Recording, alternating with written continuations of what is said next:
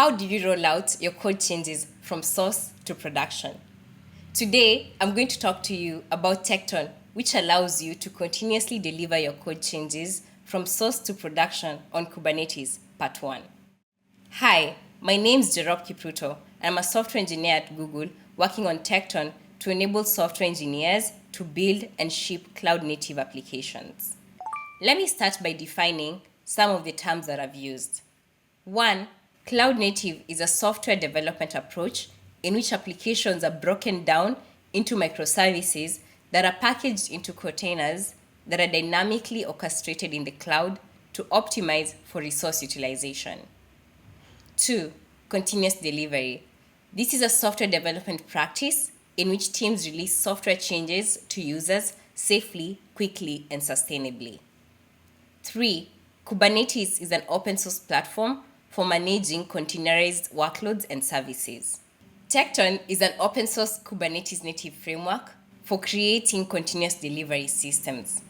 You can use Tekton to build, test, and deploy across multiple cloud providers or hybrid environments. Tekton simplifies application management by abstracting away complex Kubernetes concepts and implementation details. It provides Kubernetes custom resources for declaring continuous delivery pipelines. Some of the key benefits of Tekton include 1. Standardization.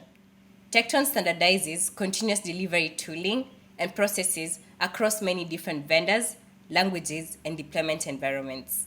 It interoperates with Jenkins, JenkinsX, Scaffold, Knative, GitHub Actions, Argo CD, among many other popular continuous delivery tools. 2. Built-in best practices. Tekton lets us create continuous delivery systems quickly, giving us scalable, serverless, cloud-native execution out of the box. 3. Maximum flexibility. Tekton abstracts away the underlying implementation details so that we can choose the build, test, and deploy workflows based on the team's requirements. Now, let's look at the basic building blocks of Tekton and how they fit in with Kubernetes. First is a step. A step is the smallest unit. It's equivalent to a container that executes on the specified inputs to produce outputs. To start with, we name the step to identify what it's doing. Then we specify the container image that we want to pull. Next, we define the environment which is accessible to the container. And then finally, we write a script which is invoked as if it was stored inside the container image. Second is a task.